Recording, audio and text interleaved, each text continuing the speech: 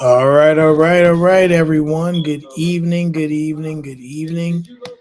We are here on StreamYard for our third episode of Nerdcamp Sports. Our other co-hosts will be in momentarily. But Raj, how you doing tonight, man? I'm excellent, man. How are you? I can't complain. I can't complain. You see, I'm ready for the Monday night game. Got my hat on, my shirt. See, I see. It's a big game too, man. It should be an easy 6-2 to get into the bye week. Because once the bye week's over, we come out. We got the Commanders. Then we got 3 straight divisionals. Then Philly, then Kansas City on Christmas. Or is it 4 straight divisionals? I think it's Washington, 4 divisionals, Philly, Baltimore, Kansas City, Cincinnati. So right. It's insane. It's insane. Yeah. So we're getting ready for that. Yeah. So got some topics here. Quite a long list.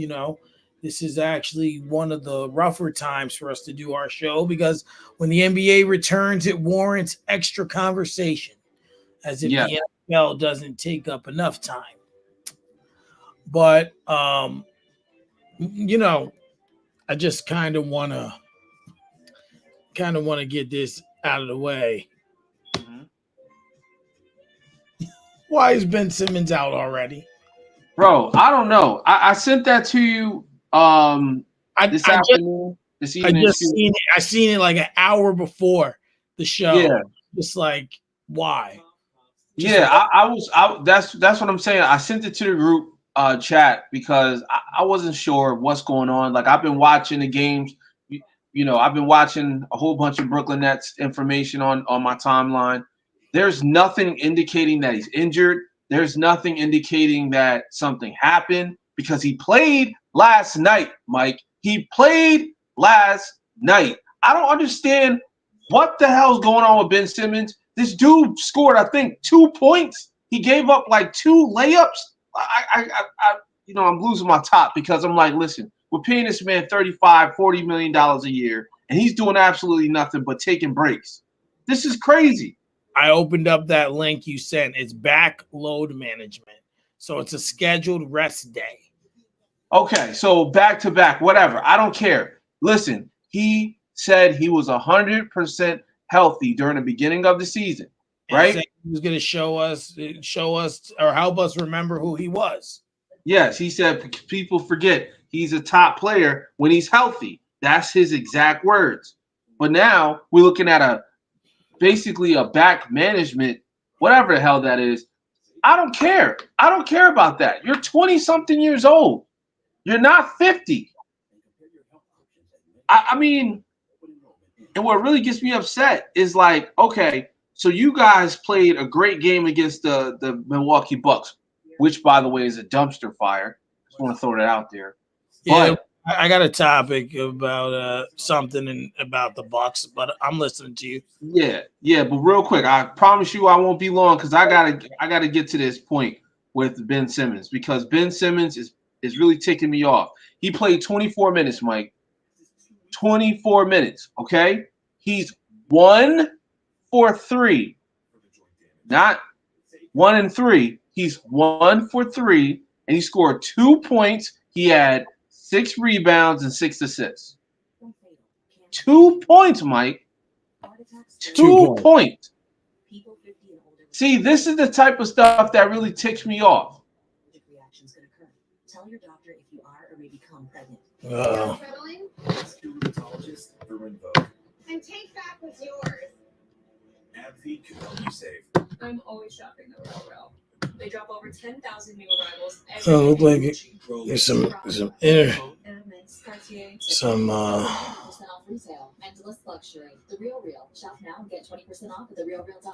some technical difficulties on Raj's end tonight, possibly.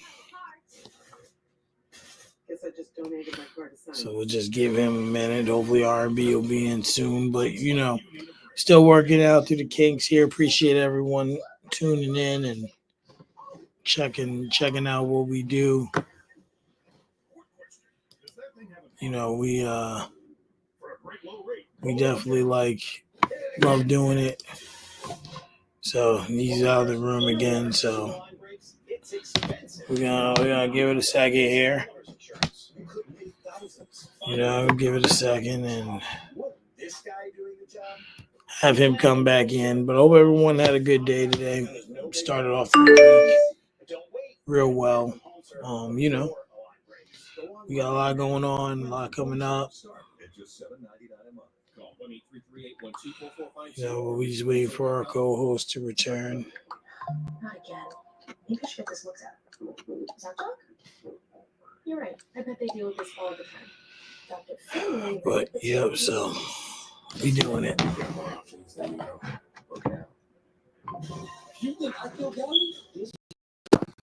Appreciate everyone though, for real, and all their support on everything I've been doing. Just trying to be better. Trying to get to where we need to go in order to be successful. None of us dated, right? Tyler Perry's Sisters, all new Wednesday at 9. Watch it live on BET. Olive Never-Ending Pasta Bowl, starting at just $13.99, is back. Enjoying never-ending pasta with homemade sauces and topping it off again and again? That's back too. But Olive Garden's made from scratch garlic herb sauce? That's brand new. And starting it all off with our never-ending first course? That's always been here. Never-ending. All right. Just keep waiting here. But I hope everyone enjoyed NFL Sunday. All right, we're gonna get R&B on. What's going on, bro? What's going on, my baby? You all right? Yeah, we're already live. Raj is having some technical difficulties tonight. I see him. Here and then not here. Like even now, he's here on stage, but the screen is black. But Is it his connection, maybe? I don't know. Like usually I can see your picture at the bottom. Like so I see us up here and I can see him down there. I see you down there till I full screen it, but him, I can see his name, but I can't see him. It's black. Yeah, it was a little choppy before. So I don't know what's going on. He was about to go in about Ben Simmons, and then that's and then it was just like, no. StreamYard was like, no, we will not talk about this. No. We will not allow you to It's just like no, blaspheme the GOAT. we will not blasphemize Ben Simmons. Let's see what happens if I just bring him on. Blasphemize Ben Simmons. Yeah, well. Look like we loading. We getting somewhere? Yeah, I don't know. It's just circling in motion there. Because he was saying how he was upset that Ben Simmons he played yesterday, and now I opened up that pot. And now he out again. Yeah, backload management.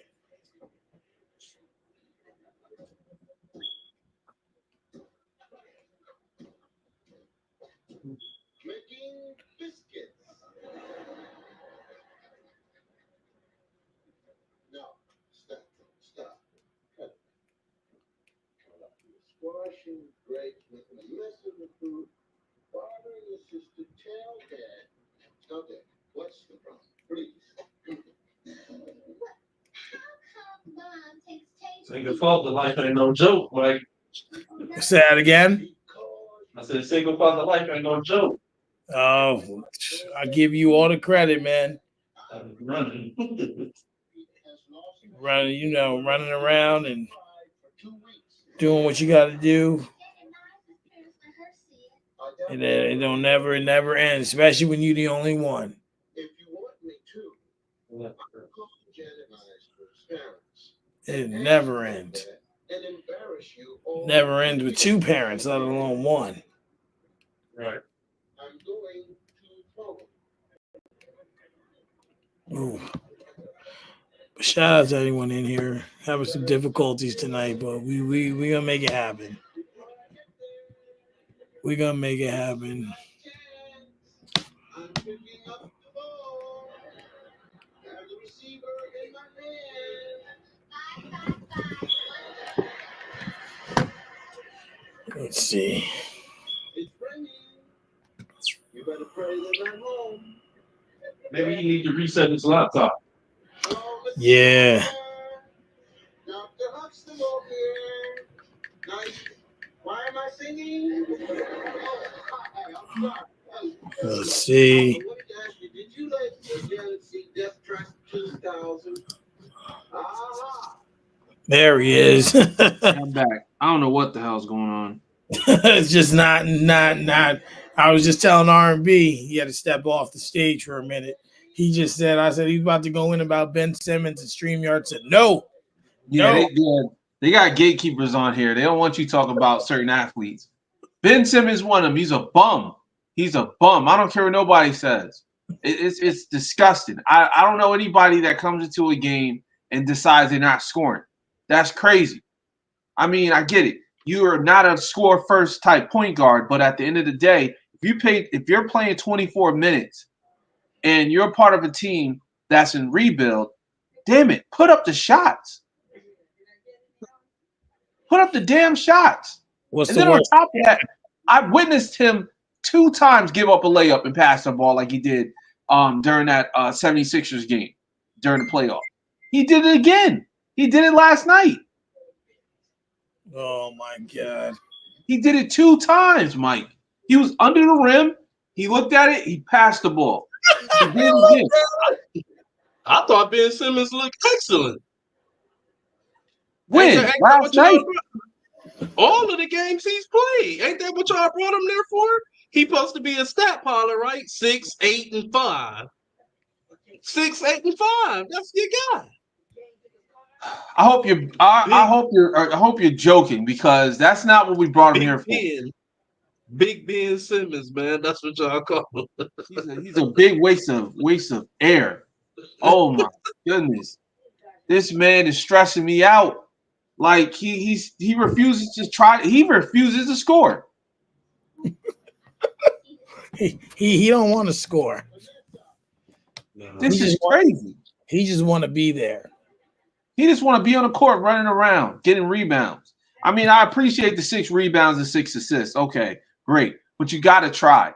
You have to try to shoot. I don't understand how you come into the NBA and you're top number 1 pick and you do absolutely nothing and you're still in your prime. It's not like you're old. You're still in your 20s. Yeah. And he's just not doing it. It's a mental block. He needs to retire. It's not a mental block, though. We already know the story of Ben Simmons. I know what it is. He does not give a fuck. He's getting money. He's getting money. He's literally the perfect example of a modern day bum athlete. Like just showed y'all enough to get paid, and I'ma do enough to keep getting paid, no matter how much I get paid. He already had his big payday. So at this point, he don't give a damn if he signed for a veteran minimum. Like he just fleecing. He fleecing the league. I'm telling you, man, he fleecing the league, bro. That's what it looks like. And unfortunately, that's become his gatekeeper. Yeah. Yeah. Well, we got some NBA topics to get into, but something happened yesterday that really got under my skin in the NFL. Uh-oh. This really bothered me, what I'm about to say. And the fact that this player went up on to the media and said this really frustrated me as a fan of the game, as a fan of watching players play. So the Colts yesterday, Anthony Richardson. He's a buster. He is truly a buster. And you know, they asked him why he tapped his helmet and came out the game. I could have respected if he said I tweaked my knee. I wanted to take a play out to get it looked at. I could respect that I tweaked my ankle or my shoulder or my neck. Right. Bent a finger back, just wanted to, you know, whatever. This Negro went up there and said I was tired. Fucking kidding me? I'm tired. I'm tired. You're a franchise quarterback. You're supposed to be the next guy in line to be in line. Are you kidding me? You were tired. Your offensive line stays out there every play. They don't come out. The defensive linemen, they don't come out.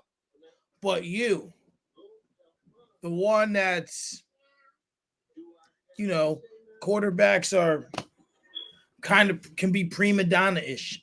You're not supposed to be touched. You even get looked at the wrong way. They're ready to throw a flag. But you were tired. Tired. That's why. You needed a break because you were tired. Are you kidding me? Tired. Not hurt. Not I thought I was hurt. Not I wanted to get looked at. At that point, lie. Lie. Make it sound good. But don't get up here in front of all the media and say you're tired. Tired. Like the fans of the Colts should be ashamed. The organization should be ashamed. He should be ashamed. Not only that, like you said you were tired, right? So like now my mindset is this: if I'm one of the other players on that side of the ball specifically, how is it that now I know when you get tired, you're going to check out? How can I take you seriously as a leader as for when you lose some breath, you go into the sideline because you're tired? Not to mention, you know, Donovan McNabb Super Bowl. Not to mention, you've been injury prone since coming into the league. You missed all of last season, and hell, you've missed a couple of games this season. How are you supposed to lead when you're never here and taking plays off because you're tired? Taking a night off because you're tired. And like I said, I'm not, and even if that's the truth, and that's why he took the play off, at least lie so we don't know. But you said I'm tired. Tired. Tired. Tired, boss. Tired. All I got to say. What are your thoughts on this freaking moron who's too tired to stay on the field? RB, go ahead. I ain't gonna lie, man. He said it. He damn near said enough. Like I don't even know how to follow that because that's what I'm saying. How about this? I kind of switched the narrative on it a little bit and kind of digress within the conversation with a question. Do you sit him for the rest of the year and go with Joe Flacco while you're at what they 4-3? Yeah, so you still right there to try to make a playoff push. Your offense probably will. And let's just be honest. Anthony Richardson has shown some hype this year in a couple games or so, but I don't think that the offense looked as fluid all year with him as it did with Flacco. So I agree. At this point, do you just go ahead and sit him and just run with Flacco for the rest of the year? In my opinion, in my opinion, I let Flacco come back. I like how they play with Flacco. And they definitely more entertaining with Flacco. I ain't gonna lie. I'm looking at the numbers. You know what I'm saying? Like I got Michael Pittman on my I got Pittman on my fantasy. He did nothing. Yeah. He's the reason why I lost this week because there's no type of movement. And to be quite honest, when you're playing with a veteran quarterback, they understand what needs to be done to win games. Anthony Richardson, I think, is once again spoiled. You know, he come into the league. He was one of the top picks, or the top quarterbacks pick, and he's not trying. think he went third overall, third or fifth. Yeah. So he's not trying to improve because, like you mentioned, he was injured most of last season. And this season he pretty much showed that he doesn't really care about football as much as we think he should. So, his condition is probably down because he's not taking care of his body and taking care of his doing the right things to go out there and perform. Yeah, I did they win yesterday? Because I didn't even write their game on the list. I seen that and it made me mad. Like it pissed me off. So I don't even know if they won yesterday. I'll check. They did win. That's how they went to 4-3, correct? Yeah. The Colts beat the Dolphins, and they and the thing is, huh? By 1 point, right? They won by 1 point. Oh wait, what date was this? My bad. Hold on 1 second. The 27th. Wrong score. Who did they play last night? They played the Texans, right? Oh, they played the Texans. Then they lost. They lost by 3. My bad. I looked at the other scores. Yeah, I mean, listen, man. A lot of these quarterbacks that are young, they don't really care. They got paid. Yeah. Well, we'll see what brings. Go ahead. I was gonna say real quick. Do you feel like I hate to always be the one to jump to that narrative though, because like Mike said earlier, maybe he was really tired. Maybe he was like damn near so tired to the point that he was, hyperventilating for air. You know what I'm saying? But the way you go and word it, you know what I'm saying? Like it's just the wrong thing to say. Because I mean, if you on the football field, if I feel like I'm tired to the point I'm gasping for air, then I need to, get to a ventilator or sit my ass down and catch my breath or whatever. So at that point, I am tired. But do I, articulate it that way to the media? You know what I'm saying? That's probably where the mishap came in was, how he articulated it. Right. That's true. I wouldn't say that he don't care though, because he has been like I said, he's shown some major heights and he's shown some lows, and he's also been hurt. So and he's a young quarterback, so the verdict is basically still out on him. It's just, I think, when you're dealing with media and things of that nature, you just have to word things differently, a little better. Because for you to say you're tired, that's a spit in the face to your offensive line who puts their body on the line 60, 70, 80 plays, what have you, give or take. Maybe more, maybe less, to protect you. That's bad PR. That's what that is. Yeah, right. That's bad PR. Helmet and say, whatever is it's tough. So we're just going to go, and I'm just going to rip the Band-Aid off, and we're going to get it out the way. Jets struggle, render disappointing loss. And Raj, I'm going to let you go first. Well, I promise I won't be long. I just got to say this because I can go on for this could be a whole hour podcast about how bad the Jets are right now. But I will say this. It's over. It's over. And I hate to be the one to bear bad news, but Aaron Rodgers is showing that he's 41 years old. And I get it. He's coming back from Achilles injury. He's dealing with a lot with the physicality of the game and all that stuff. And the offensive line is horrible. But let's be real. This should be his last year. This should be his last season because I don't see this man playing any worse than now. Like he's playing the worst football I've ever seen in my whole entire life. But then on top of that, what really gets me upset is that we got a kicker who can't kick. We missed, I believe, three field goals or 3 extra points. It was ridiculous. That's points on the board that we could have won the game because we lost by 3. So if they were extra points, you were tied and probably potentially had overtime. But if they were field Right. goals, we're having a different conversation. We're having a conversation Absolutely. about the Jets at 3-5 because right now is the time to make that run. If you're any Yeah. team on the cusp, like I'm sad that next week's week 9.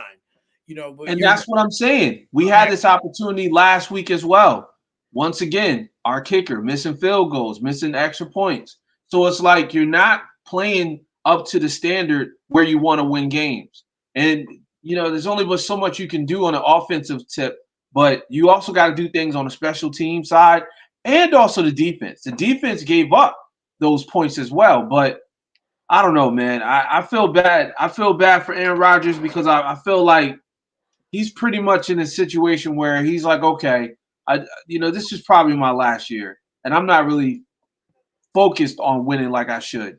So I don't know, man. We'll see what happened. But yesterday, this took the win right out my sail, man. I'm disappointed. Go ahead, R&B. First off, I'm gonna say RIP to the Jets season. I agree with Raj. It is over. It is over. Do I think Aaron Rodgers should retire? I don't. I think he should try to give it one more ride. I personally do think that the Jets have some pieces in place that they could contend for a championship. But the thing is that I felt like they were banking on that defense being what it had been the last 3-4 years. And how that's think about this. That defense was a top 5 to 10 defense pretty much the entire time Robert Saleh was there, right? And how many seasons did he spend as the head coach of the Jets? 3. So that's three prime years of a good to a great defense, not super great, but a great defense. Yeah, more than service. Imagine defense for sure. More than serviceable, yeah. So let's just say that they were contenders early on, kind of like how Buffalo was when Stephon Diggs got there. That's 3 years of that good defense that got wasted away. Just like with Stephon Diggs, that's 3 years of that good offense that got and solid defense in Buffalo that got wasted away. Over time, the play starts to decline. Don't matter if it's a mixture of older and younger, like you're not gonna stay that good that long. You know what I'm saying? You might be a number 3 defense, then you a number 5 defense, then you a number 7 defense, then you a number 12 defense. You know what I'm saying? Now you trying to rebuild or whatever to get back into that top 5. So it's just with that defense, it even though they're kind of young, they've kind of trended down quickly. They're not terrible. The offense definitely can help them out, but they were banking on them being what they were, and they're not that. And they gave up that last drive, you know what I'm saying, to give the game to the Patriots pretty much. And then, like you say, with the kicker missing extra points, that's 3 points, even though it should have never came down to that in the first place because defense can't give up that touchdown. So with me, man, I think they got pieces in place. You have to understand now that you've seen or have seen thus far and hopefully will continue to see a full season of Aaron Rodgers.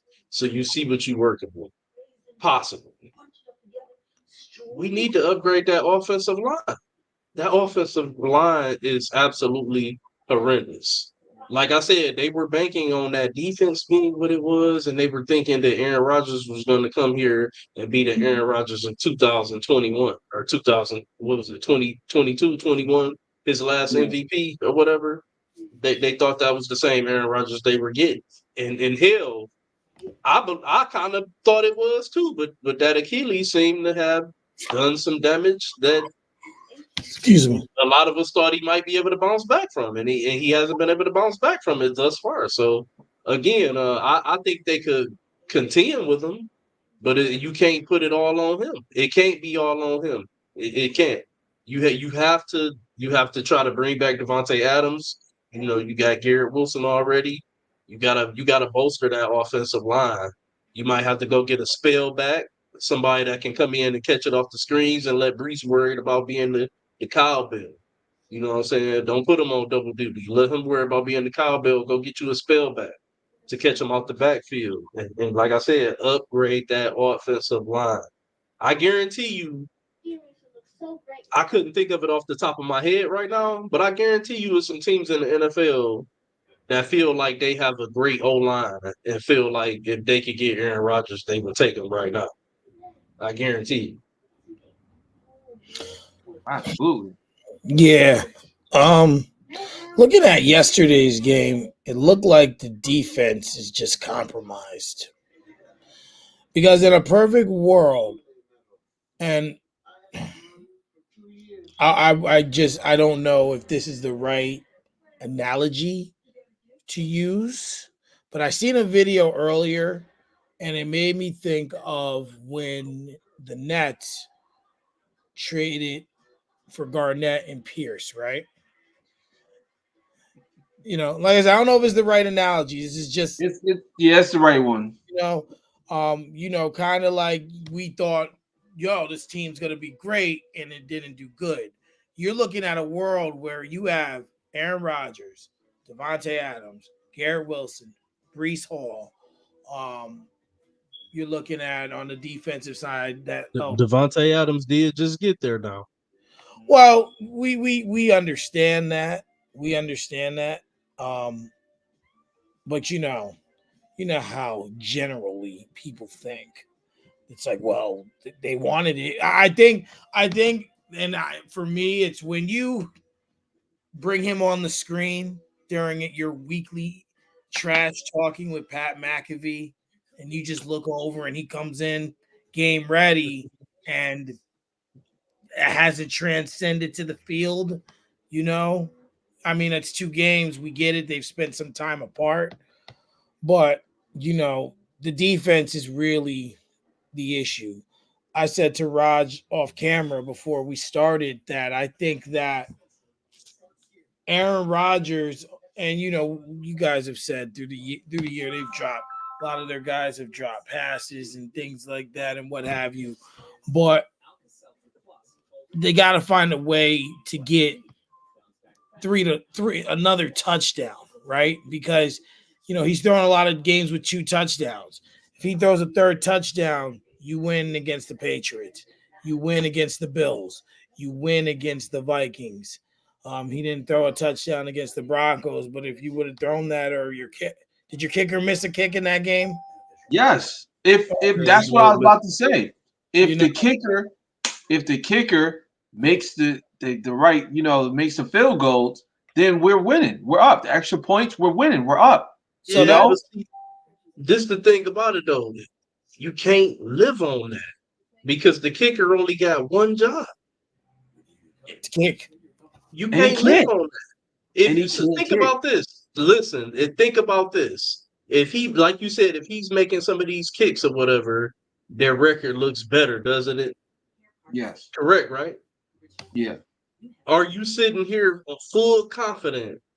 If let's say this kicker made some of these kicks and they had an over 500 record right now, are you sitting here telling me with a straight face that you'd be fully confident in these Jets going forward? Everything is the same except they win because of this kicker. Yeah, I think so. And the reason why, and I'm gonna tell you, you can't win like that way, Raj. You can't win that way. But I'm gonna tell you why. You're saying that I feel better about the team, the way they look. I'll tell you why. Because they will feel better. The record. Yeah, like their confidence is shot. You can see it in their face. Like when I'm looking at Garrett Wilson, when I'm looking at even Sauce Gardner on the defense, these guys are not playing the way they played last season. Like these guys were balling last season because they felt like they had something. He felt like, okay, we can show that we can play. Even though Aaron Rodgers was hurt first 15 minutes of the game or 10 minutes of the game, they still felt like, hey, this is our audition. But now it's like, okay, we're playing with A-Rod and he's not doing nothing, or he's doing bare minimum, and our kicker isn't making any extra points or field goals, and we're defense is shot. Like we're out there like more than half of the time. Like we're out there majority of the time because we can't keep the score up. So let me tell you exactly what people would be saying if the Jets had a over 500 record right now and the Okay. kicker had made those kicks. Yeah. They're a subpar team. That's what people would be saying. They are subpar. They would be saying they struggled to beat the Broncos with Bo Nix throwing under 100 yards. What did he have? Minus? Didn't he have negative yards at halftime? Believe And so. and, and they and still managed to throw the one touchdown that was needed in order to win.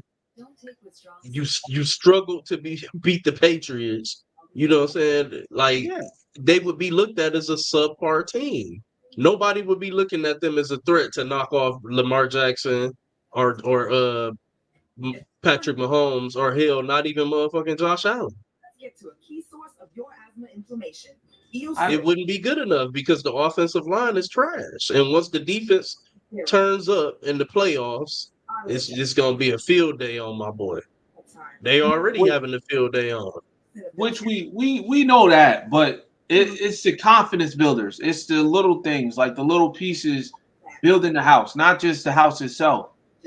Offensive line is going to be terrible for the rest of the season, but we can't really change that until we do, unless we do trades. You know, like there's nothing we can do to change that. But what I will say is getting everybody on the same page and have everybody like focus on what they can do and do it. Like the kicker, like that stuff is easy, bro. That stuff is easy. I'm not minimalizing the guy, but what I'm saying is you can tell he's not getting enough practice or he's not doing what he did last season. He's doing something different. I even seen the what's it called? The guy that holds the ball is a placer? Placeholder. Placeholder. I seen the placeholder on one of the extra points turn the laces in. Come on, man. We all watch Ace Ventura. We know you don't do that stuff. That's why you missed that kick. It's like the little things. You know what I'm saying? Like it's the little things that add up I to become feel a where you big thing. coming from, Raj. I feel where you coming from with the little things, but I'm trying to tell you, offensive line play is not a little thing. It's a big thing, and you're not going to be successful with. If this was the Aaron Rodgers that we thought we were getting last year before the Achilles, you might have an argument there. We now know that this is not him. He's 41, and it's showing. We was Yeah. thinking that he was going to be 41 and still looking like he 36, 37. You know what I'm saying? Like That's what we LeBron. was thinking. But no, he looks 41. So now we know that the mobility is no longer there like it used to be, like it was just a few years ago. It's not there. You need a better offensive line.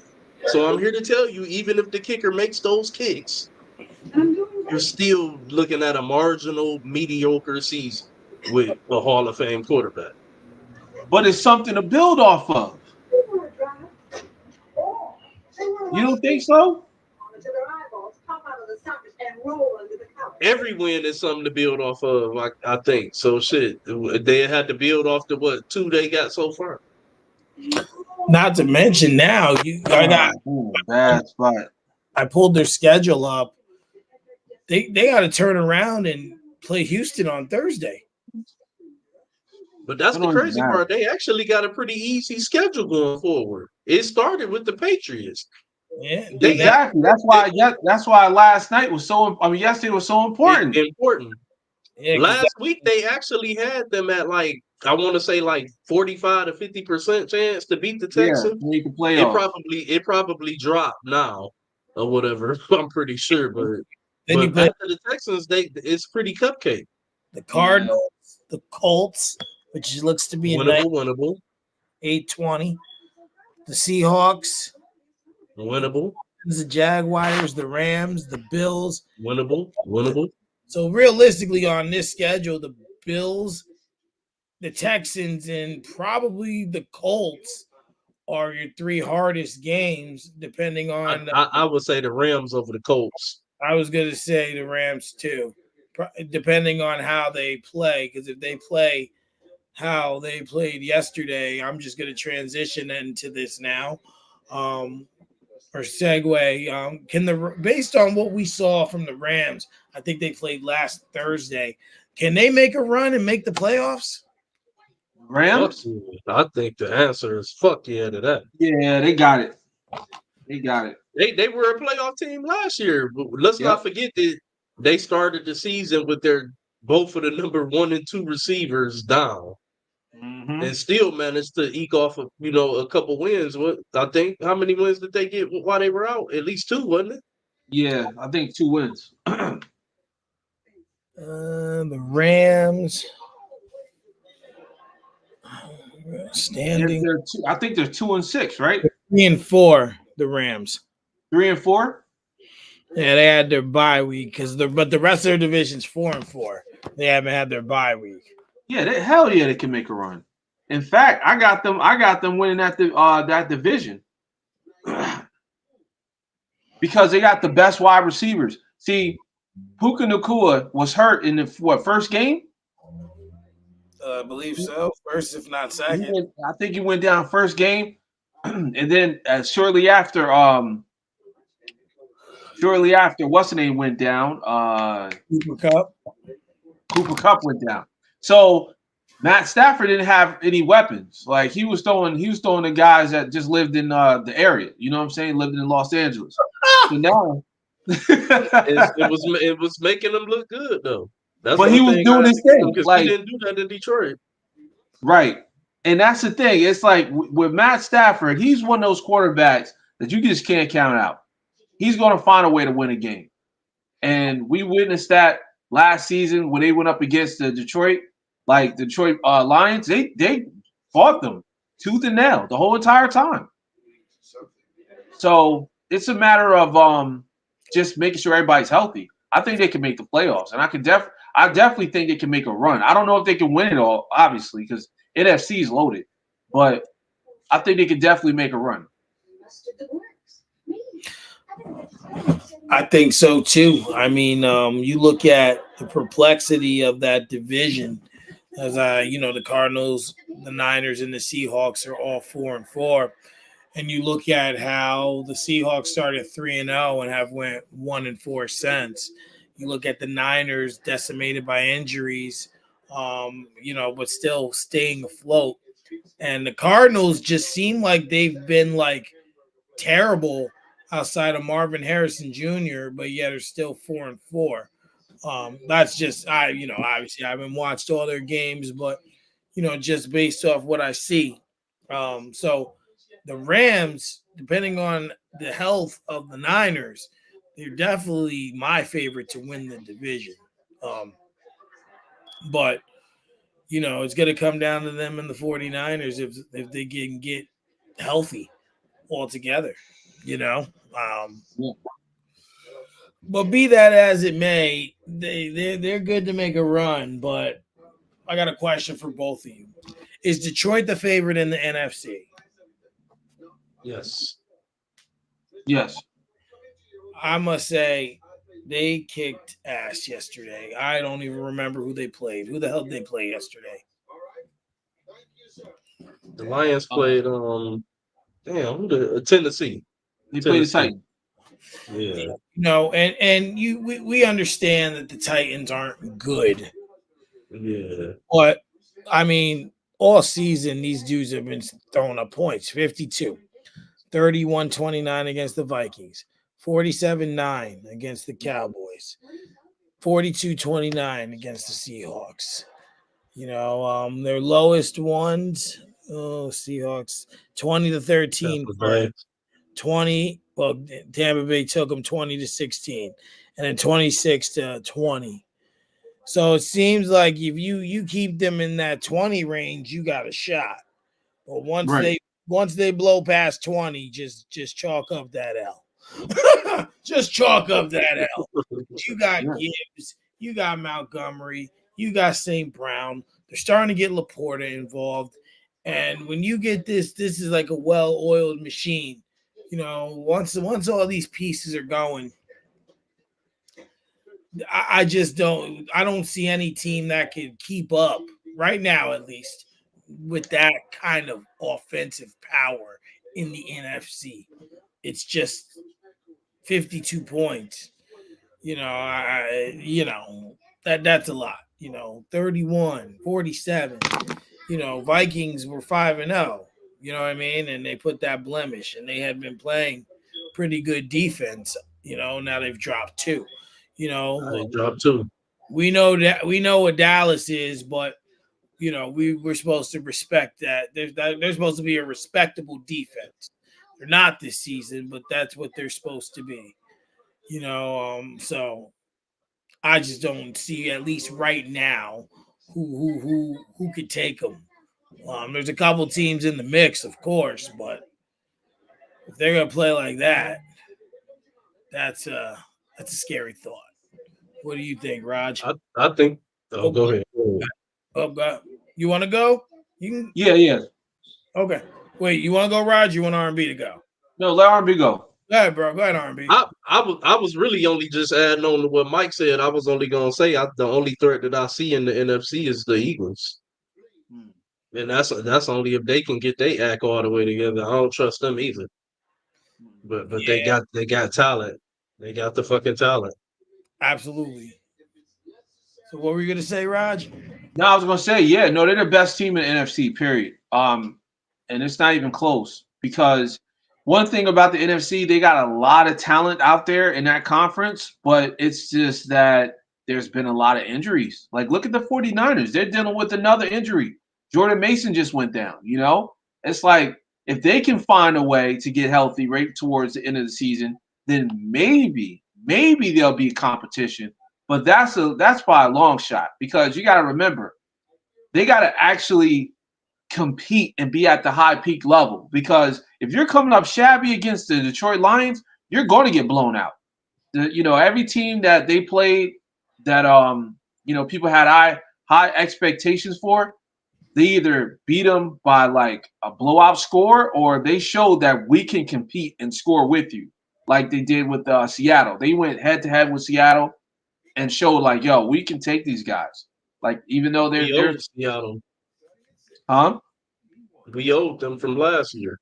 Exactly. And they showed it. Like they kept that chip on their shoulder. And for some reason, I feel like Dan Campbell is like really galvanizing the troops and telling them, look, this is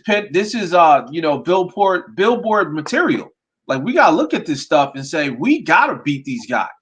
Like, that's the type of coach you want to keep in your locker room because he's going to be the type of guy that's going to help you guys win a Super Bowl. And I can see it. They're hungry. Like, you're looking at a really hungry team right now compared to most of those teams in the NFC. And I mean, we're overlooking a lot of teams at AFC because, obviously that's Patrick Mahomes Invitational. But it's like, think about this. If they go up against the Chiefs right now, I mean, like, for real, like, it's a Super Bowl. Who do you think is going to win? You really I mean, can't. I honestly, I think Mahomes would be favored because he Mahomes. I think that would make him favored. It should, but they not battled. They haven't battled. They haven't not been battle tested in my eyes. If I you're feel like, if you're talking like right now, like you Yeah. see, the thing is, and I can kind of respect where R&B's coming from because he knows that the Mahomes we see right now ain't the Mahomes we're gonna see in December or in January. which is very true. So it's very hard to relish that question. But I'm telling you, if I'm taking what I'm seeing right They now, still 6-0, 7-0 now. 7-0. Yeah, 7-0. Yeah. I'm taking right now Kansas City versus Detroit. Detroit's probably gonna win that game. But if we talking in February, all the marbles on the line. You best believe Chris Jones, number 95, is coming for golf. You best believe that man Mahomes is gonna find a way to get it done. I just don't in that situation in the Super Bowl. I see my homeboy rising to the occasion for it. I think my homeboy would be the favorite, but I would really pick the Lions and roll with the Lions and not just off of Homer aspirations. We've always been a city to interrupt history. So that would I've actually had a conversation. It's interesting that Raj brought that up. I had a conversation about that recently that I said that if the Lions go to the Super Bowl and we get the Lions and the Chiefs, it would be a franchise coming out of absolute mediocrity, horribleness, and all of that shit rising, as a powerhouse now and going for their first ever Super Bowl and Super Bowl appearance versus two teams trying to make history. Two teams trying to make history. You can't ask for a better Super Bowl than that, but I think the Lions will interrupt history. I really do. I We wouldn't already beat the Chiefs in Kansas last season. I Remember week one. I wouldn't say they're interrupting history. They're creating their own history. Hey, in order to create your own history, you have to interrupt history, correct? Be a disruptor. Right or wrong. Yeah. You got to be a disruptor. Because Patrick Mahomes is trying to create his own history right now, too. He's trying to get that three-peat. Yeah, that's a good point. And that would definitely interrupt it because he'll be looked at as that quarterback if he doesn't win a three-peat as just another quarterback that just got 2 rings in a row, like one back-to-back. He won't be looked at as being somebody that I disagree with. Nah, because Tom Brady never got 3 in a row. No, what I'm saying is, I'm not saying like legacy-wise. I'm just talking about him win those last 2. You know what I'm saying? When it comes to Super Bowls. Yeah. Okay, gotcha. Like I'm not saying like overall. I'm saying like it'll be easily forgotten that he was going for a three-peat because the storyline would be Detroit knocked the big Chiefs down. Like they got them. They beat them in the Super Bowl, and like that would be a bigger story. Could that be their first franchise Super Bowl win? Right? Yep, it would. Like that's everything, and that they've been knocking at the door forever. They've been knocking at the door since Barry Sanders. I ain't gonna that we knocked at the door that 1 year with Barry Sanders, and then after that it was a bunch of playoff exits, and then we just went into a complete abyss. Yeah, I'm saying like they've been Joey Harrington. Yeah, man, it's going to be interesting this season. I think it's going to be very, very interesting. Absolutely. During that talk about the Lions, you brought up Philly. Cincinnati looked like they were about to start their streak to get back to where everyone expects them to be. And all they did was fall further, as Paul Heyman would say, further from the island of relevancy.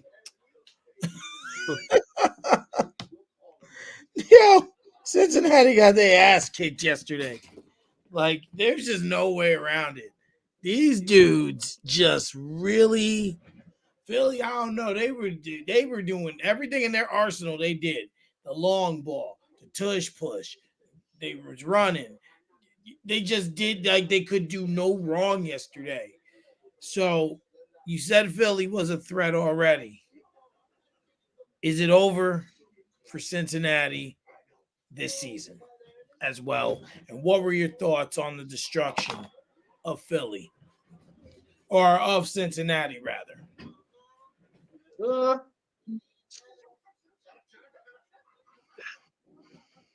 What that put? So that put Cincinnati at what? 3? Cincinnati, hold on, I got it right here. AFC. Or 2? Cincinnati is 3-5. 3-5. And we going into week 9. So we're gonna go to week 9 next week. Oh, man. I'm gonna give my scenario. Because we all know it's all about a story, right? Absolutely. Either Joe Burrow or Aaron Rodgers. One of them has to do some heroic shit this year and fuck around and figure out how to get one of those teams into the playoffs. I believe it's gonna happen on one of those sides, somehow, some way. My eyes tell me Cincinnati is done.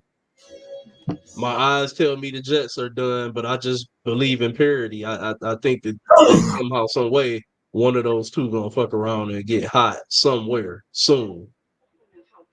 But Philly, man, I mean Philly balled yesterday though. They didn't get whooped. They balled out. I think they put up like what 37, 33 yesterday. They look good. J- I think for them it's all about Jalen Hurts. Can he be accurate? You know what I'm saying? He played damn good yesterday. He damn near played almost as good as he played in that Super Bowl. So like, hey. 37-17. Oh, we lost Raj again. Hey, hold on, exit full screen. Yeah, yeah, I think Philly really showed, like I said, they showed all their sides, right?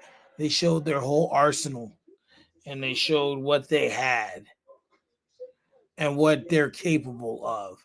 Because right now they're sitting there 5-2, a game behind the Commanders. Um, you know, so like they're looking to be in the fold because the Commanders just blindsided everyone this season. So if I'm them, I'm taking this win real good. Trying to keep up with them. But when I look at when I look at Cincinnati, I don't think it's done per se, but I do think that it's going to be an uphill battle for them because now they play the Raiders next week. That should be winnable. And they play Baltimore the week after that on a short week. Then they play the Chargers, the Steelers, the Cowboys, the Titans, the Browns, the Broncos, and then they play the Steelers again. A lot of AFC matchups, a lot of divisional matchups, and as the Browns showed us yesterday, don't matter what your record is, a divisional game is a divisional game. So I think for Cincinnati, that was the last loss they can afford if they're going to make a run. Because they have to start winning games and start beating some of these AFC contenders or these AFC opponents. Excuse me. To get to the playoffs. All right, there he is. Put him back on the stage. There. Yeah, you guys hear me? We can hear you. All right. I don't know what happened. It just cut off. It's just one of them nights, man. Yeah. Well, what were you saying about the Bengals? Oh, just about how pretty much that was the last loss that they can afford. Like now you're looking at Pittsburgh more than likely going to 6-2 tonight if they pull off a win and going into their bye week. They're way above where everyone put their ceiling already. So you have that. And then, even though Baltimore did take that tough loss yesterday, they're still 5-3 at the top of, one of the better records still in the AFC and in second place in the division. And then when I look at Cincinnati sitting down there, what I say they were at 3-5. At 3-5, there's not much makeup room. And on top of that, they have a lot of AFC matches left. including like 4 or 5 divisional games. Right. And believe it or not, I'm looking at this now. They have not won a home game at all. They are 0-4 at home. That's crazy. 3-1 on the road. So, yeah, what are your thoughts on Cincinnati and yesterday's game? Cincinnati, I think, is their defense is horrible. Like, we witnessed them give up so many points against every team they played against. Like, I remember they went up against the Jaguars and they was putting up points. I was like, this defense is terrible. So I think what they got to do is they got to really, really, really focus on tightening up their defense and allowing the run game to be the most important thing. Because, like, don't get me wrong, Joe Burrow's a great quarterback. He can get Jamar Chase the ball. He can even give T. Higgins the ball. But he's got to find a way to get everybody involved. And that run game is important because that's what's going to carry you through the rest of this whole entire regular season. Especially now that the weather's starting to get a little bit colder. You're not going to be able to throw the ball all the time. Like, it's going to be impossible to put up 300 yards every single night. But in order for them to possibly make a wild card, they got to make a run now. Like, but I don't really see it happening because the Ravens lost last night, and they're 5-3. Now you got Jameis Winston as the quarterback. He's going to start winning some games. He's a winner, so he's probably going to make a push to get in that second or that third spot. That third or that second spot, excuse me. So there's a lot of competition. There's going to be a lot of moving pieces in the AFC North. So if the Bengals really want to win this division or become a wild card team, they got to win every single game from now on because I don't see any other team in the AFC North slacking. All of them are going to be stepping up their game in the next couple of weeks. So that's my take on it. Well, I guess we'll see what they bring to the table. They got a lot of tough stuff coming their way. So we'll see what that brings. All right, we're about an hour in. Okay. Well, while we're on the topic of the AFC North, I don't like when AFC North foes face each other because someone has to win. But I was so glad that Cleveland won yesterday and Baltimore lost. Puts us in a good position if we can handle business tonight. But what were you guys' thoughts on Baltimore? Really just they looked out of the element.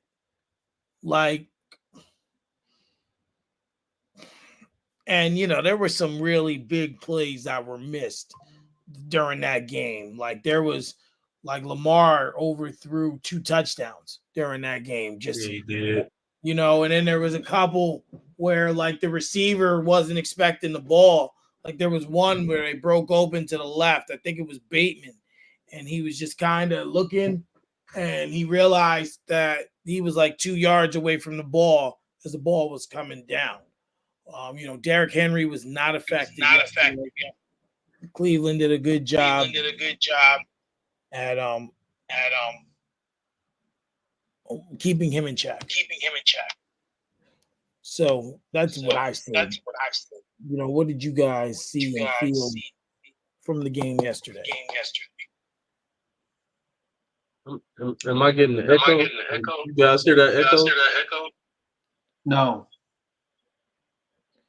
Yeah. I hear it. You hear it too? Yeah. I don't.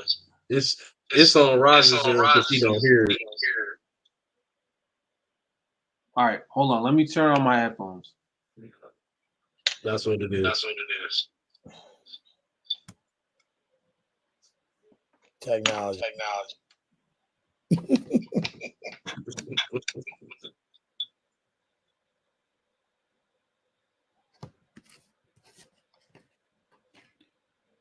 All right, you guys hear me? We can hear you. Yes, sir. We can hear you. Yep, sir. What? Still an echo. Still an echo. What Still is an that? echo. Hold on.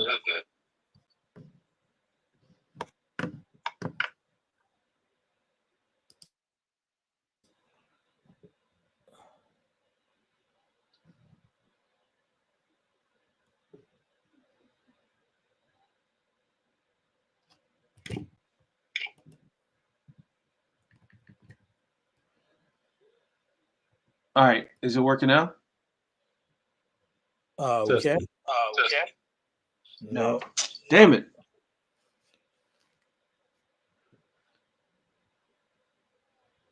All right, let me mute my mic then. Go. Okay. Yeah. Yeah. Now there's no echo. Like, go figure. It's just like, oh boy. So pretty much he got to unmute himself when it's his turn to talk. But you can hear us, right? Okay. Yeah. Oh wait. Okay. So who was I think he was gonna go though, wasn't he? Yeah, I think he was. Okay. So go ahead. Now I'll mute my mic.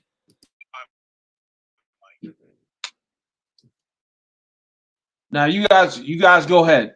Go ahead. I'll jump in after.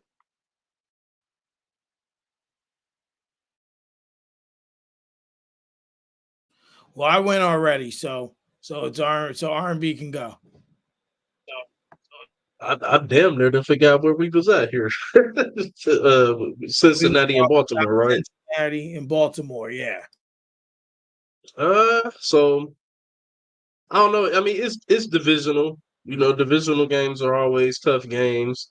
So sometimes you can't put too much stake into it. There were some plays that were left out on the field yesterday by Lamar Jackson. Most definitely, I don't disagree with you there. They did hold Derrick Henry in check, but the Browns' defense also, I felt like, played like they actually had something to play for this week.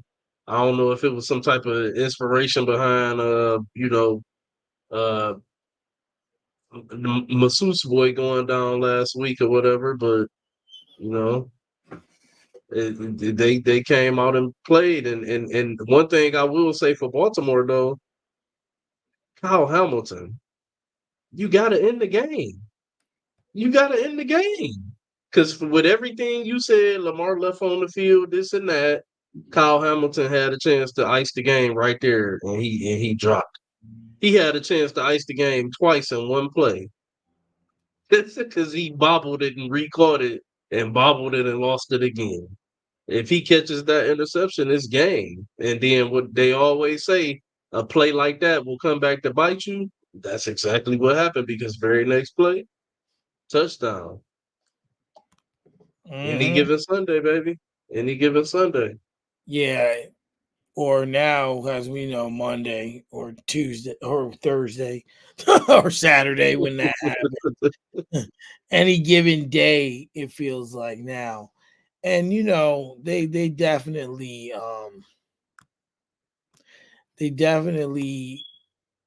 left some stuff on the field. And those miscues are gonna happen. That's just a part of the game. There's no way around that. But they need That's to why it's a team sport. absolutely. But they went on a tear and now they're hitting a wall, in a sense. So now I just want to pull up their schedule. So like now they play the Broncos next week, who I was looking today, they're 5-3 on the low, winning games and just no one's paying attention. Then they play the Bengals, then they play the Steelers, the Breaking Chargers. news. Oh, go for it. I just got an update on the NBA Sleepers app. Says Paulo Banchero right now is on the pace for 74 points. That boy a beast, man. I wanted him. I ain't gonna lie. I wanted Paulo in Detroit. And he's one of those players who's well developed already, but he he's young, so he'll keep adding to his game.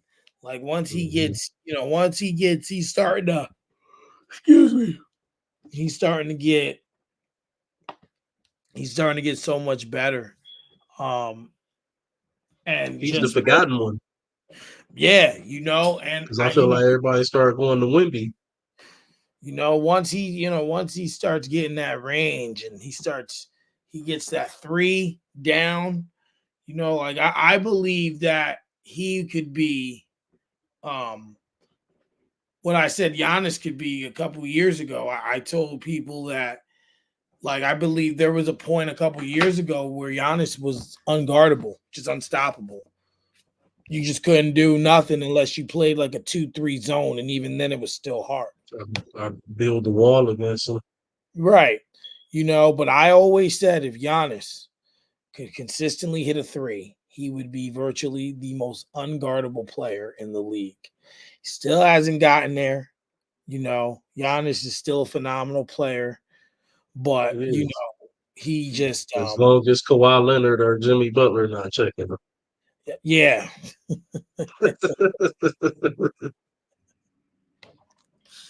So we got to see with that who they playing tonight. Does it say who the Magic's playing? Let's see. I can look it up. Ooh, excuse me.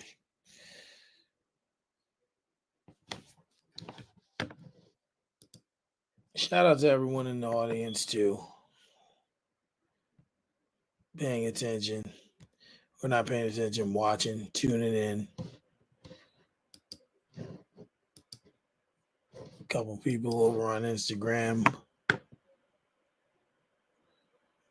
Appreciate you. They're playing the Pacers. They're playing It's the Pacers halftime. Yeah. It's halftime right now. Paulo got 37 at the half, 13 for 17 from the field, 8 for 9 from the free throw line. He got Okay. 37 at the half. Okay. Can you guys hear me? Oh, yeah. Hear you real good. All right. Had to bring out the old school headphones. That's all right. Sometimes it's all right to be wired. Believe it or Yeah. not, when I start this app up, it actually suggests I connect right into my router as opposed to using the Wi-Fi.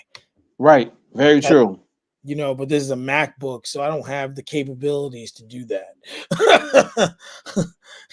Like the MacBook's like, nah, bro, we do not do it that way. You use Wi-Fi or you don't use. Like Exactly.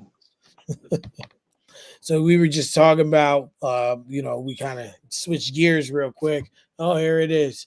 Paulo Banchero on fire. Yeah, he's going off 37 points already. Yeah. It says he's going in. I'm glad I got him on my fantasy team.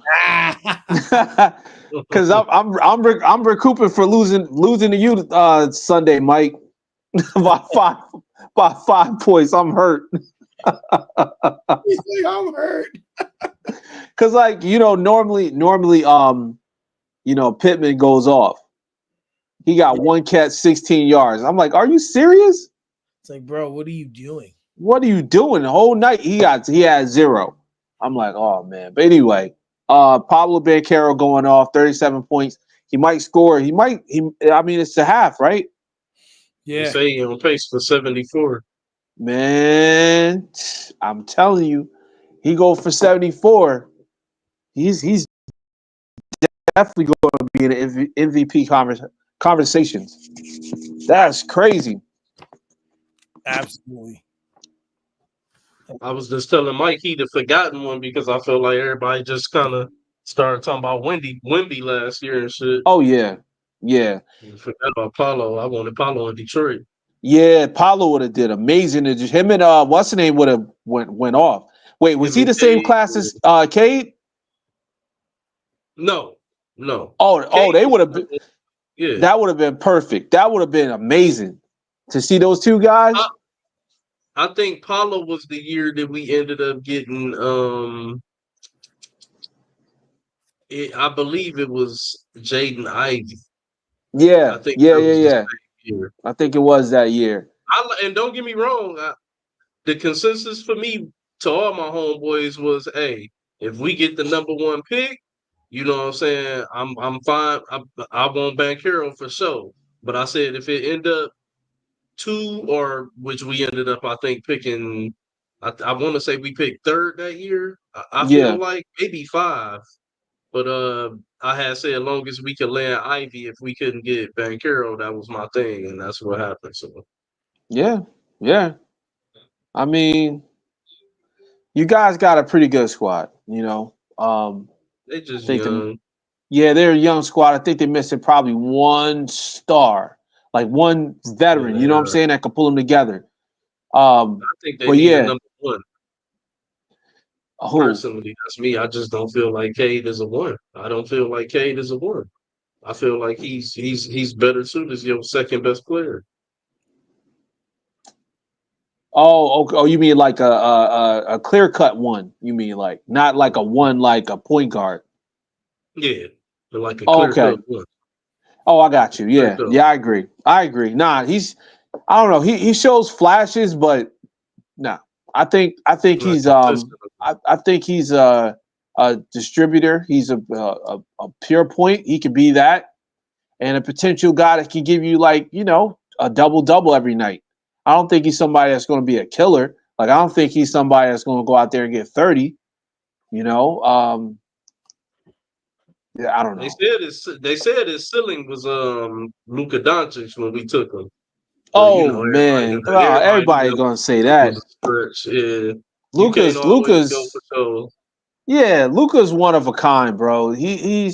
He's different. We I haven't see really I see seen the anybody like him. I see the similarities in their game though. I can see why people was giving him that comparison, but yeah, he ain't Luka though. Not No, nowhere no, near. he can give you triple Nowhere doubles near. like Luca, but he's not. He's not a type that's going to go out there. Well, you know what? And I hate to say this because he's not playing good now. He haven't played good in years. But I would compare him to Ben Simmons, the early years, like the first 2 years. Okay. Yeah, Hell. the first 2 years, not. Even no, I get even Ben Simmons. I'm about to say even his height, his like at his height years. Yeah, I ain't gonna lie to you. If Cade played like Ben Simmons did, like his first 2 years, yeah, he would probably be closer to like being a play-in team than just out of it and on yeah. these losing streaks and shit. Because let's be honest, Ben Simmons, those 2 good years, he was a hell of a defender, a Yep, hell of a distributor of the ball. yep. Like he had a lot going for him.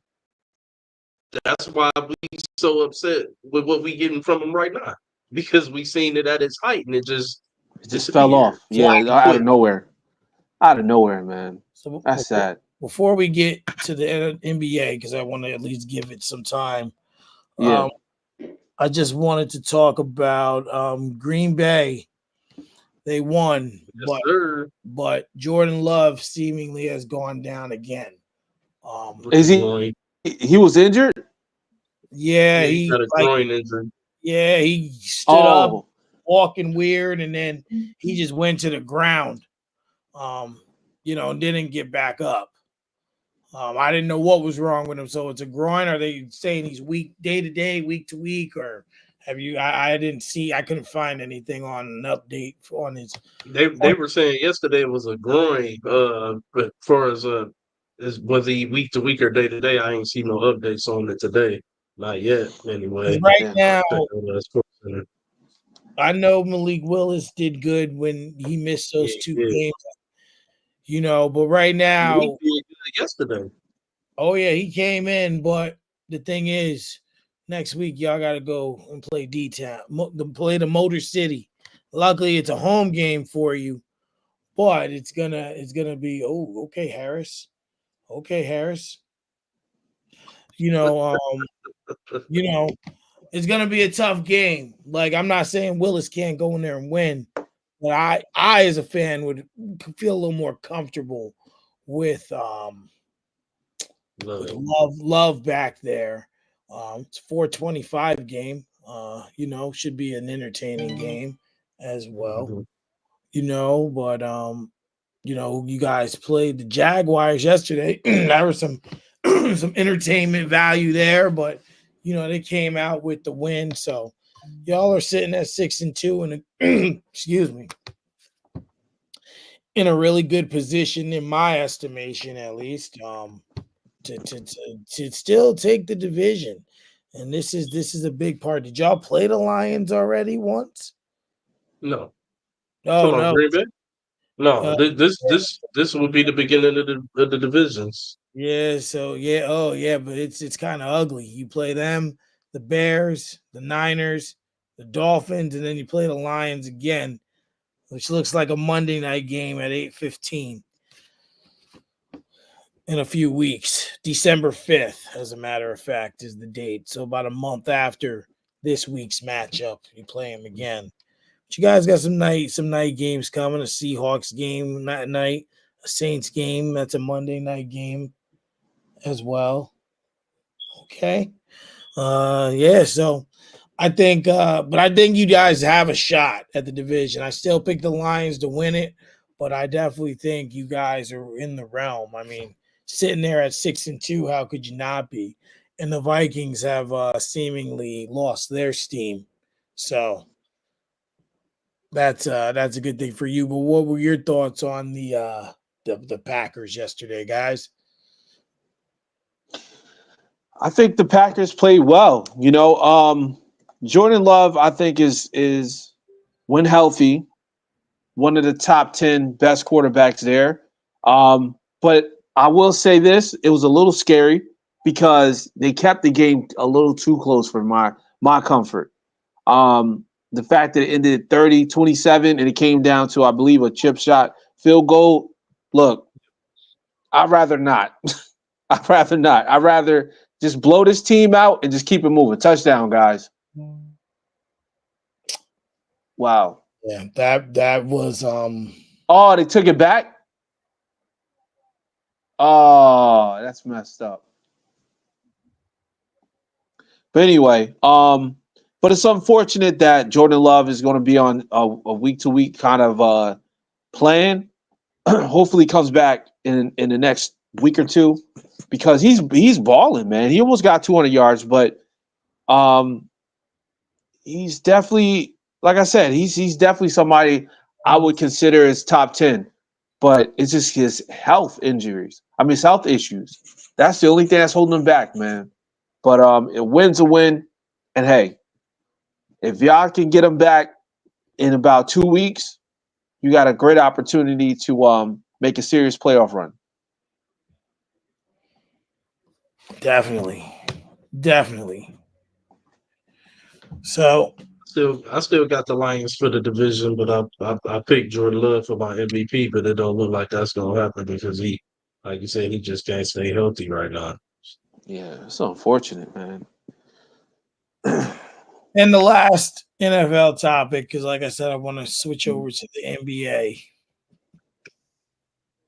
And I think y'all know where I'm gonna go. So I'm gonna get my popcorn ready. What is wrong with the Dallas Cowboys? Oh man, you go ahead first, R&B. I can't. Dallas is a dumpster fire. Everything is wrong with the Dallas Cowboys. I My goodness, agree. everything is wrong. Dak didn't play horrible yesterday, but he didn't save himself with those 2 interceptions either. So Right. this is another thing. Brock Purdy had, I think, 56 rushing yards by himself yesterday. Do you know Mm-hmm. that's what Dallas had as a team total for rushing yards? They let Brock Purdy. No, they did. I don't even think they did have that. They let Brock Purdy outrun them individually by himself. Dak is a mobile guy. Why does he not run? Why is he not trying to run and pick up some of these yards to extend the chains and extend, you know what I'm saying, extend drives to, like Brock Purdy was doing yesterday. I don't understand why he don't do that. Like, Dak got -1 yard. is it too much money? Too much money to run now? He too rich to run, I guess. Man, fuck the Cowboys. That's what I say. Fuck the Cowboys and everything that rolled in with them. Jerry Jones, Oh you man. racist son of a bitch.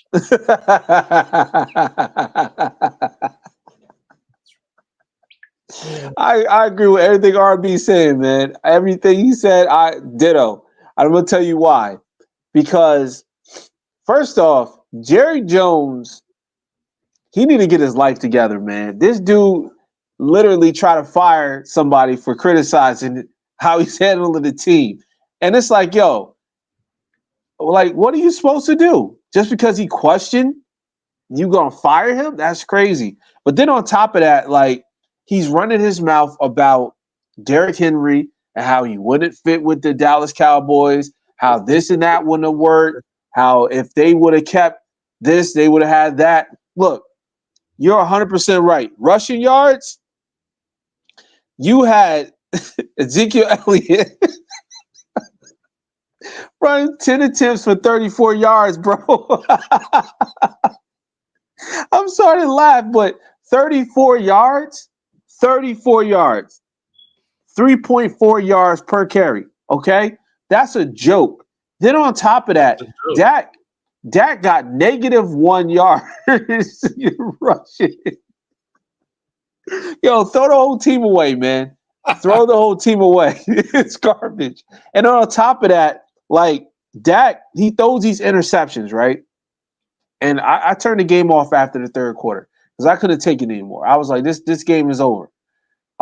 He throws these interceptions, but then when the game is like already well out of reach, like it was, I think it was like what was it, 17 to like 24 or something like that, or 10 to 24. It was something crazy. I know the game was over. This dude throws like his life is like depending on it just so he could put up some numbers. You see what I'm saying? Versus it being, hey, let's win this game. He's not doing the things that's necessary to win games. He's just going out there putting up empty calories. So in my take on it, I believe that they're going to move on from Dak. I think this is the last time we see Dak in Dallas because they already realize that's his ceiling. He's just a quarterback that can play, and that's it. There's nothing great. He can't play. He's not going to move on from. He can't move on from that.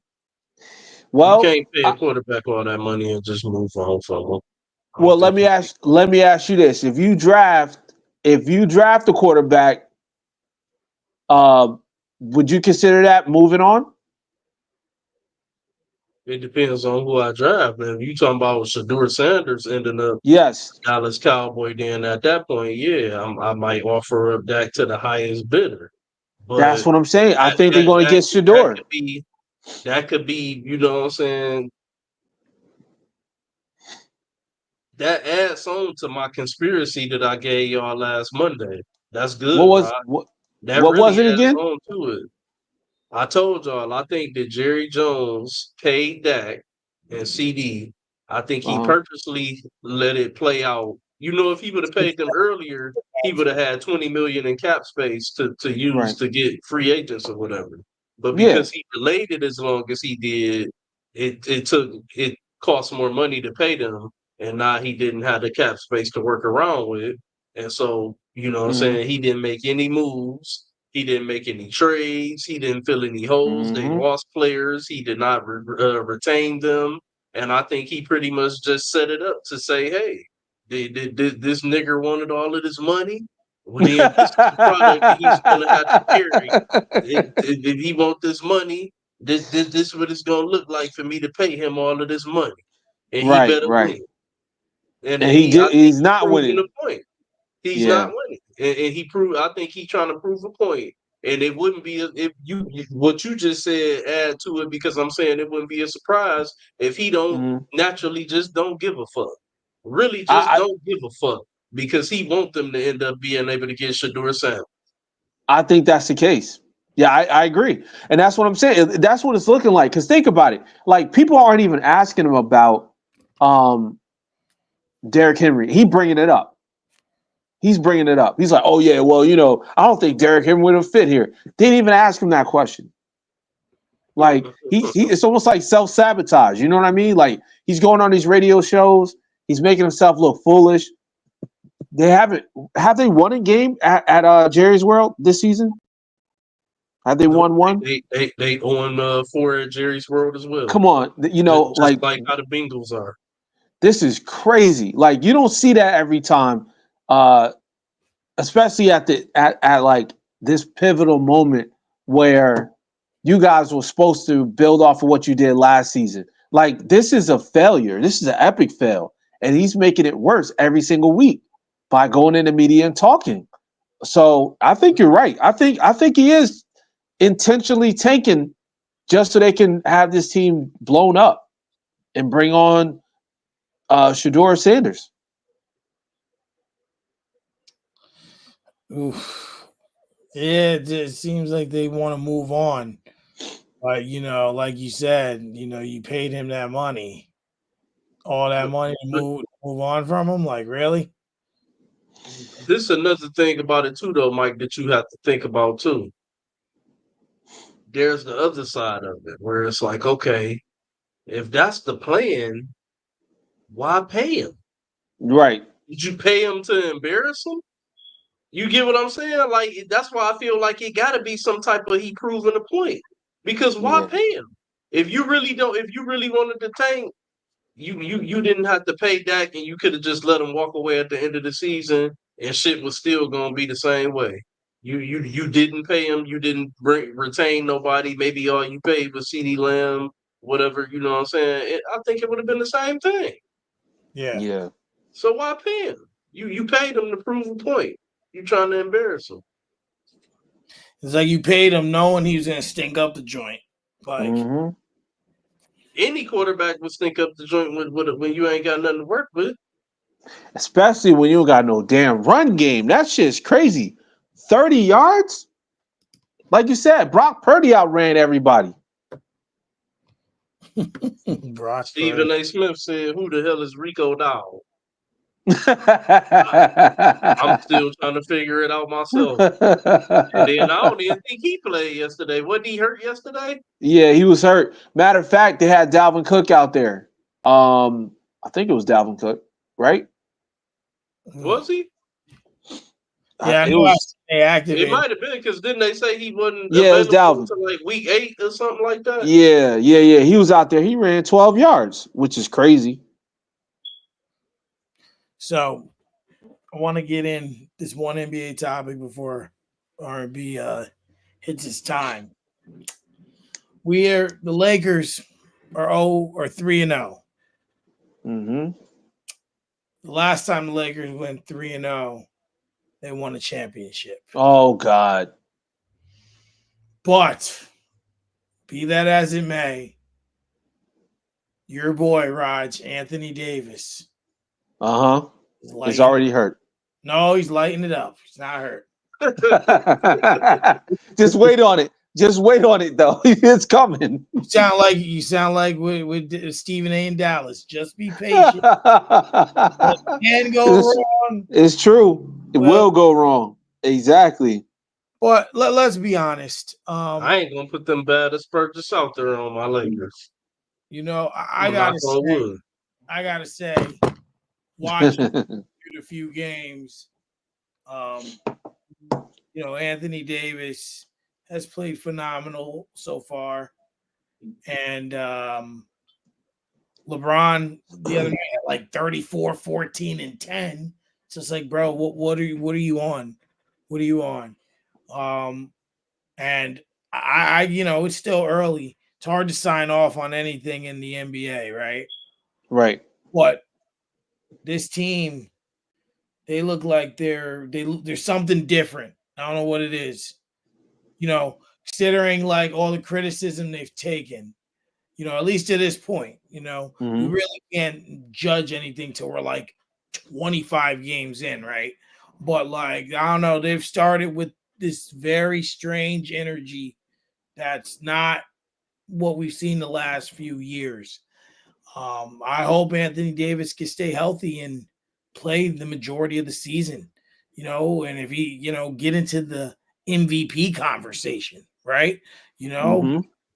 these 3 games, those are MVP numbers to this point. I mean, still too early to get that, but if he can sustain something like that through the whole season, and for what it's worth, I don't, they're talking about switching Bronny from the roster in the G League. Mm-hmm.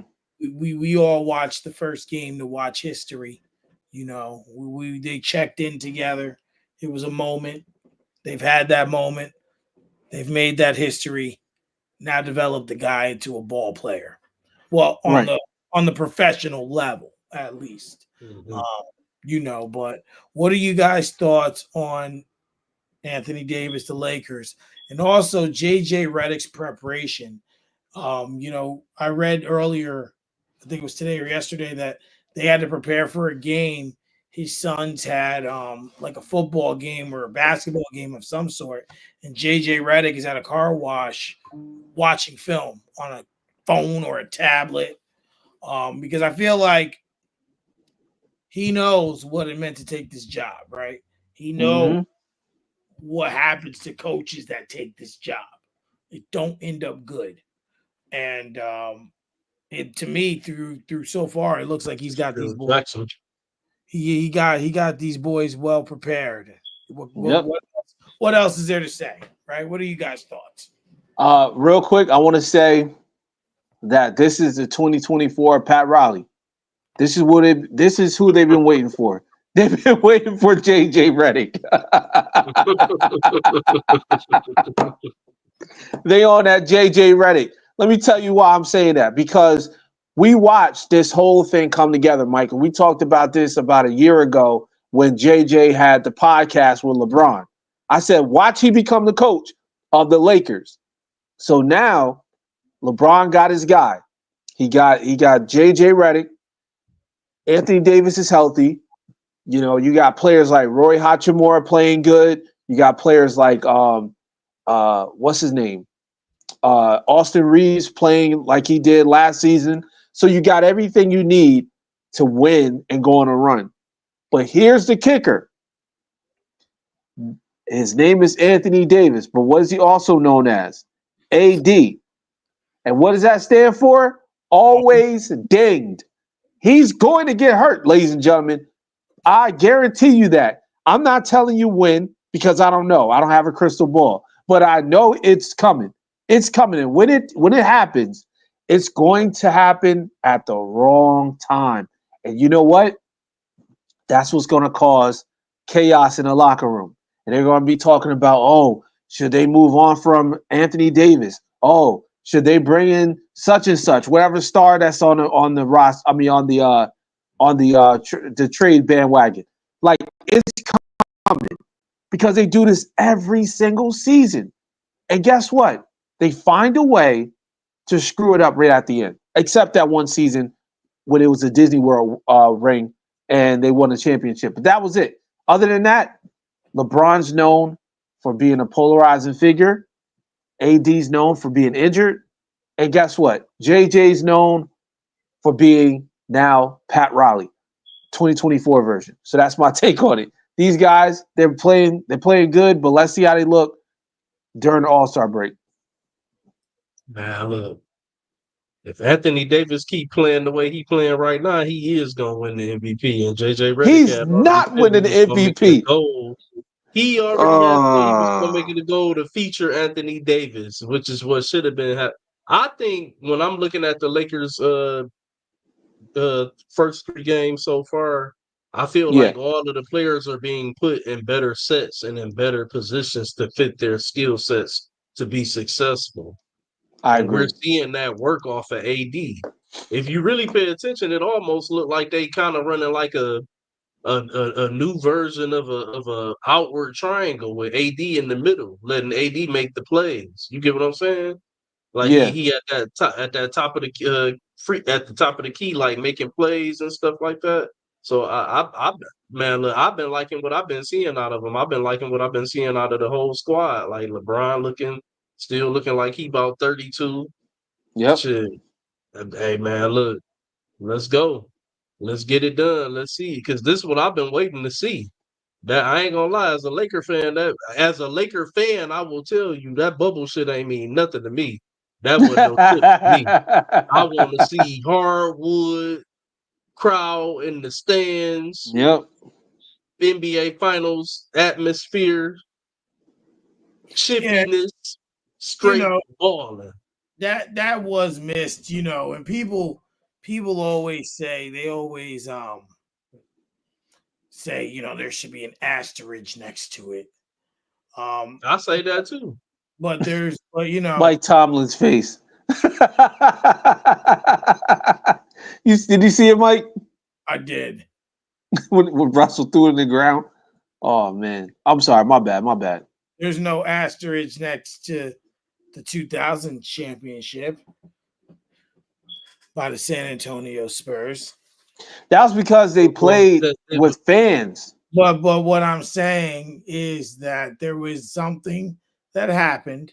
No, that's not why. It's because it was a shortened season, not a season that was completely eviscerated by a fucking pandemic, and then Right. 4 months later you try to revive. Come on, 4 months later, Yep. man. If you don't go ahead and watch that shit and start new, like that Yep. was some bullshit. It man. was a whole brand new season. And you know what's crazy? They condensed it down to what, 10 games, 15 games, I think. Something like that.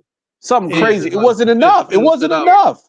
Here's what y'all still don't realize, and I say this so often. What do all of sports have in common? They're businesses. They was out to make money. They knew. And then they asked the teams if they wanted to pick up the season. 2 teams said no out of 30. You know who those 2 teams were? The Clippers and the eventual champions, the Lakers. Right. Which means Kawhi said no because he don't like to play. Hell yeah. He didn't want to play at all. He was mad he had to go back. He's like, damn, I gotta go to the arena. I gotta go to Disney World. He's like, and I gotta stay. He's like, yo, we gotta get eliminated quick. Yo, Pharrell. Yo, that'd be the year. Injury. I'm hurt.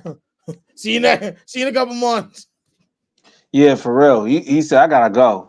Paul George said he had mental health issues. Homeboy leaving the facility to go get chicken wings in Atlanta. Yo, lemon pepper wings, lemon pepper Lou. Lemon pepper Lou. He went to Atlanta go to KOD's. Also the Michelle Beadle and Jimmy Butler rumor. Oh yeah. Yeah, I heard that. I heard he was clapping that. Crazy. I heard it was some bubble booty popping. Yeah, it was bad. It was bad. Absolutely. Hilarious. So, Giannis, you out? I'm out of here. All right, man. See you next week. I'm gonna keep tuning in while I'm up at my son. I'm out of here. I'll see y'all next Monday, man. It was a pleasure. Thanks for Yes, sir. Yes, sir. No doubt.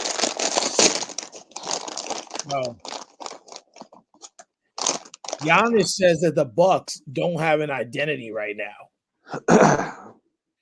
You mentioned something earlier about it being a hot mess or a hot fire. I forget what you said. A dumpster fire. There we go. You said it's a dumpster fire. I haven't. Yeah. You know how it is. Like you kind of like I really don't full-fledged start paying attention to basketball till like Christmas Day. Right.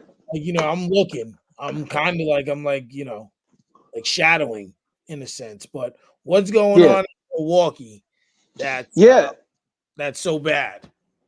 Well, see, the thing is, Milwaukee's a type of team that they go off of their success that they had in the past. And the sad part about it is you got to a two-time MVP, Giannis Antetokounmpo, that's healthy, right?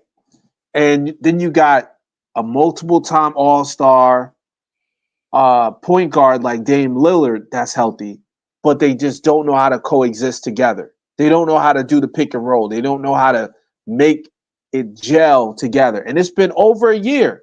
It's been over a year they've been playing together. Okay, so it's not like they just started or this is the first season. This is the season 2, and they're still having issues. So a lot of the success that the Bucks had in the past, they're still carrying over. What I mean by that is they feel like they can win games just by outscoring other teams instead of playing defense and instead of out scheming teams. And one of the main problems that they have is their coaching, and that's Doc Rivers.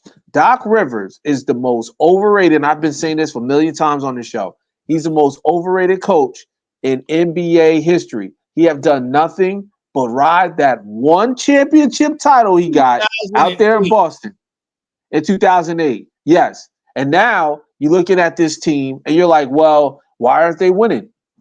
Duh, you got a horrible coach and you got horrible schemes and you got no defense. What do you expect? So they're a dumpster fire.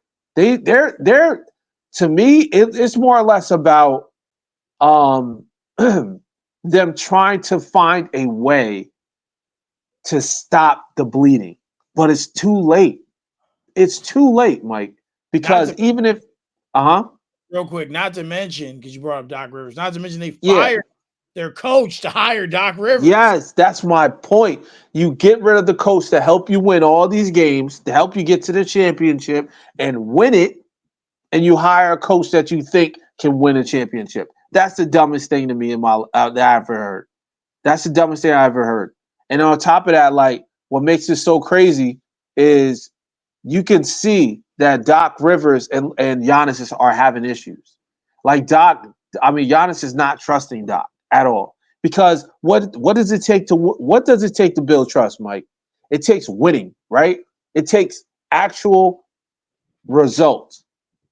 There is no results with this guy. Well, the other thing too is it takes buying in. Of course. When you come as the coach, right? And you have to make your team really Steelers. What are we doing here? You have to make them buy in. Right. I think the Bucks bought into, I forget who was coaching before. Budenholzer. No, the other guy. Budenholzer got fired. Oh. You talking about Griffin. Yeah, they bought into him, right? Yeah. And then you do a cultural shock out of the blue, like they were in first or second place, and you fire the guy, right? And then like you fire him, and then I think like an hour later, one of us sent to the other one. Doc Rivers had been hired. Like I can't lie, I was partially happy because I didn't want to hear his voice on TV anymore. Well, I think we all felt that way. I hope he don't get fired, like just for that reason, so that we don't have to like hear that raspy, nasty voice. Yeah, that was disgusting. But it's just rough, and obviously, to me, they haven't bought in to what he was doing. They haven't. Right. They haven't, and now, come on, defense. They haven't bought in to what he's saying, right? So yeah.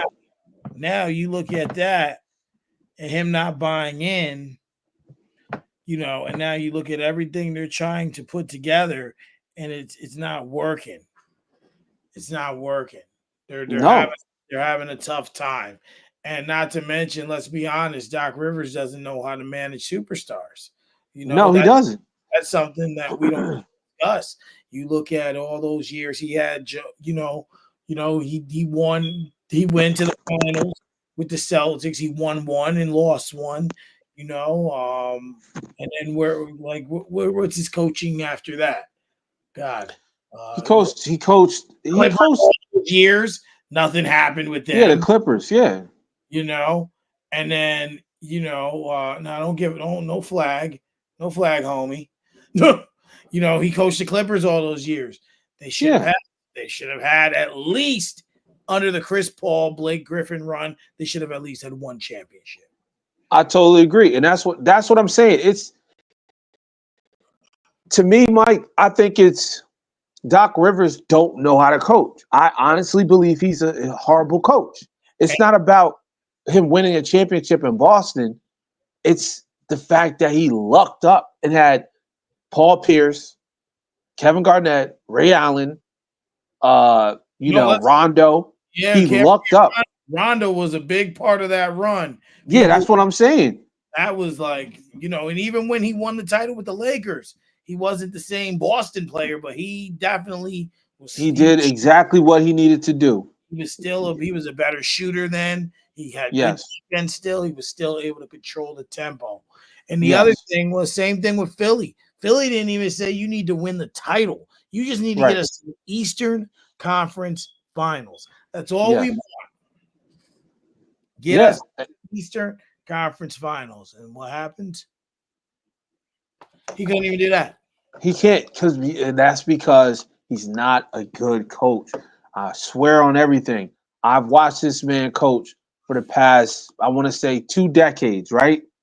Almost 20 years since the Magic. As a matter of fact, it's been over 2 decades. He was with the Magic before everybody. Because he won Coach of the Year with the Magic in 2000. Yeah, that's why I keep bringing it up. Because people keep forgetting he won that damn Coach of the Year. He should have never got it. And then on top of that, it hurts my head because people gas up a coach that only won 1 championship, bro. 1. He didn't win 2 or 3. He didn't go to like multiple finals and win all these championships for them. He only got 1. And every time he got to close to a final, or he went to the semifinals, or he went to the Eastern or the Western Conference Finals, he screwed it up. He's not a good coach. He's a horrible coach. And his voice is horrible. I can't take it. He sound like Jim Carrey and DMX combined. Yeah, that's what it was. Yeah, sounds like he smoked about 10 packs of Newports. But my point is, going back to the Bucks. The Bucks Newports. The Bucks are in a bad position because if they don't find their identity soon, you're going to have teams that's going to run rampages on them. You got the Knicks coming up. You got teams like the Magic making noise, okay? You got teams like the 76ers. Once everybody get healthy, they got a chance. So if you honestly believe the Eastern Conference is wide open or it's going to be the Celtics Invitational, yeah, it might be, but the Bucks aren't going to be there because guess what? They might even miss the play-in. Yeah, I mean, hold on, I'm just trying to pull up the standings here, Jesus. All right, so games. No. Why is it so complicated to find it in there? Why isn't it at the bottom? You're looking at right now, and obviously we're early because Cleveland's in first place, technically. Of course. Yeah. Milwaukee's in 10th place. See? That's what I'm saying. And like tonight, they're playing pretty good. They're keeping up with Boston. But let's be real. Boston's a team that takes days off. You know what I mean? Like they take days off. So you might get those games, they put up a clunker. But I don't think there's teams out there that are going to allow the Milwaukee Bucks to just get a win. So when you're looking I'm looking at the Eastern Conference, and I'm looking at the landscape of the Eastern Conference right now, the only teams that stand out, to me, is and when I say stand out means they're going to be a playoff team that I know. Cleveland's going to be there, right? Yep. Boston's going to be there. Of course. Knicks are going to be there. Hopefully. Well, just because of the landscape, I just think they'll get there by default, right? Yeah. I expect the Bucks to right the ship enough to get there, and then Philly. Okay. Oh my God, Steelers, you're killing me. So when you look at that and you look at everything with those 5 teams, you have other teams in the mix, like Miami. They usually sneak in. I expect actually Orlando's another team I expect to be there. Looked right over them. But you have your teams, and that's what they need to ride on. Like that's what they need to realize. Like, okay, we won a championship recently. We are a team that's going to be considered to be in the mix. So let's get there. Yeah. And that's the thing. We can look at it like that, and we can say, okay, they can make a run, they can do whatever, but the Eastern Conference isn't what it used to be.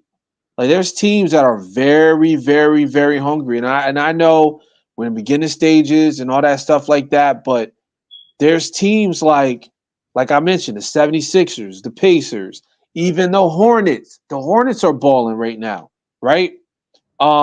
You got teams like the Pistons who are pushing, trying to get into the play-in. There's teams like Atlanta, always in the mix of making the playoffs.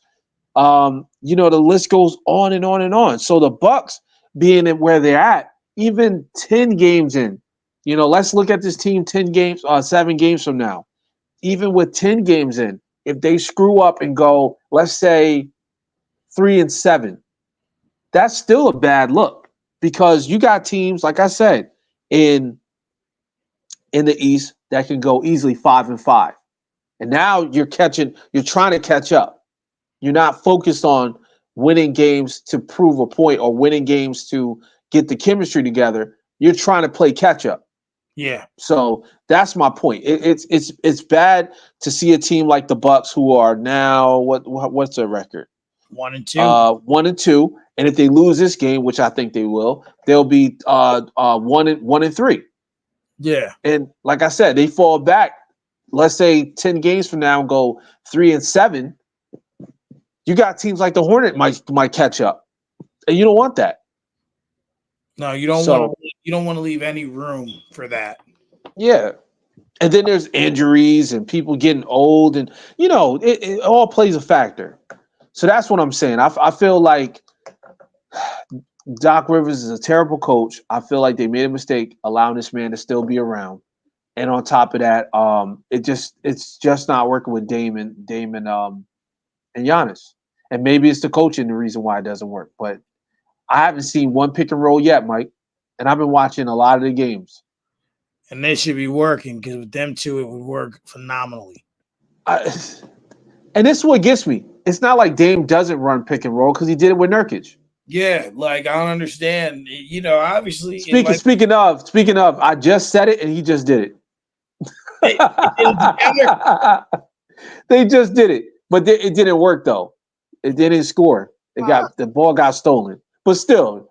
At least they finally made an attempt, right? Yeah, it was an attempt. It was a bad attempt, but it was an attempt because it got stolen. But it just shows you like they're not working on it.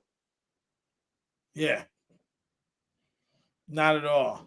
So I don't know. I hate to be long-winded about it, but I'm just upset because I love Dame. Dame is one of my favorite point guards in the game.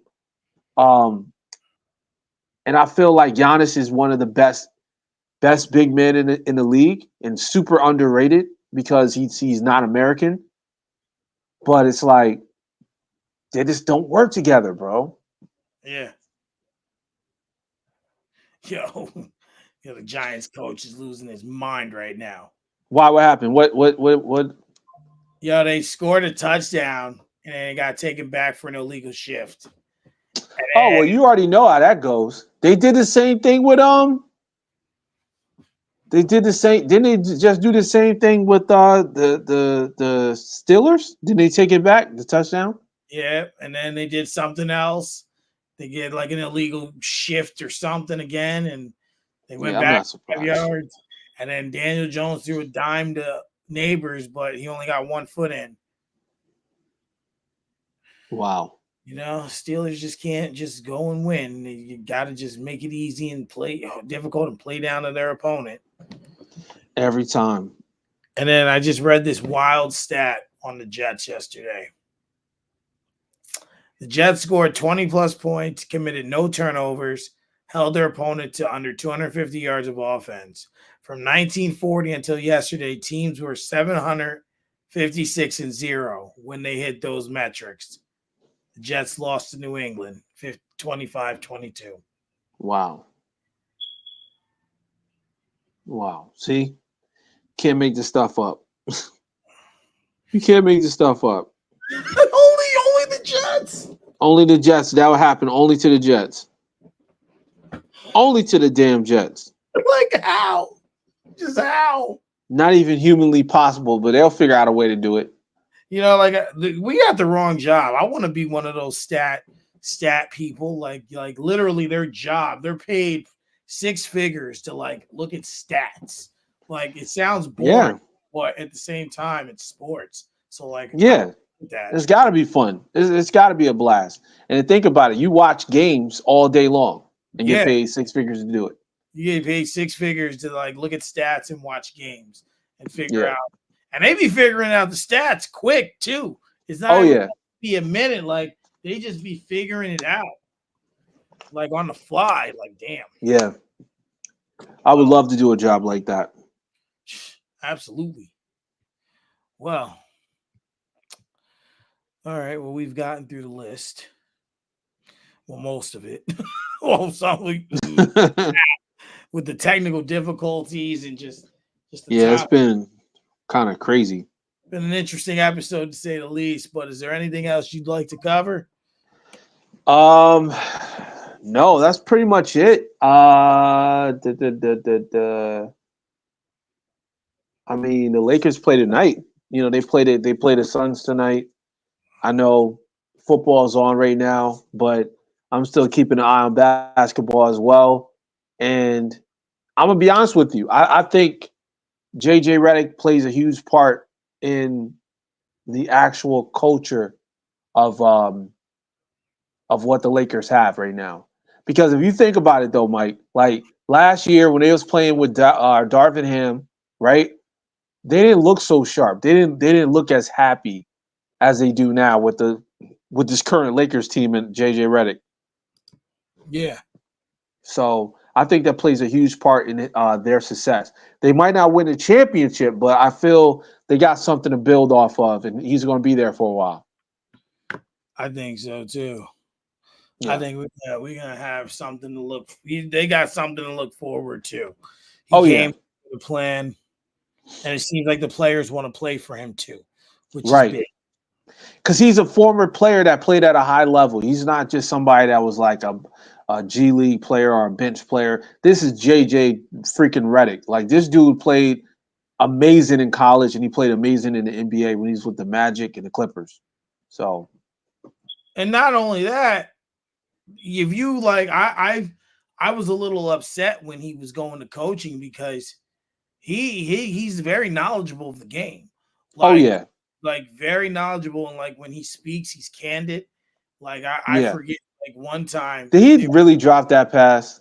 He did. I remember Stephen A was very. They were harping on one of the coaches real hard. I remember. And JJ Redick kind of took offense and was like, I really hope you don't talk about me, Stephen A, like that when I go into coaching. When it's my turn. He was upset. I can't remember who or what they were talking about, but JJ Redick was upset. Yeah. Very upset. And he made up for it. He made up for it with that. But we always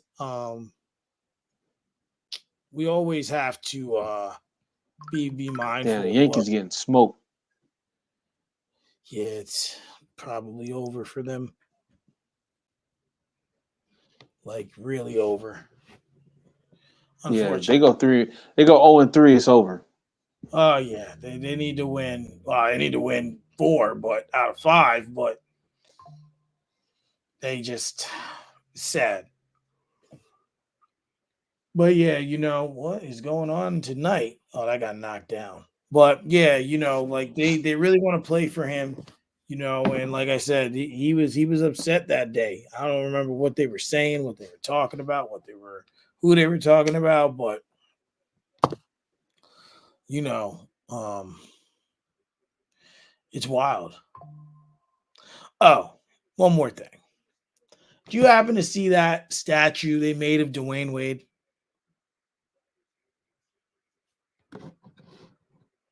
Uh-oh. Oh, got some movement. There we go. Can you hear me?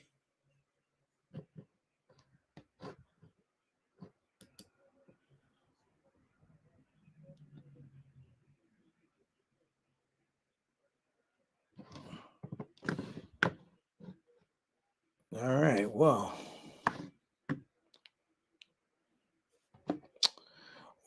looks like we are frozen again. We've reached the 2-hour mark for this evening. So, we're going to I'm going to end the stream.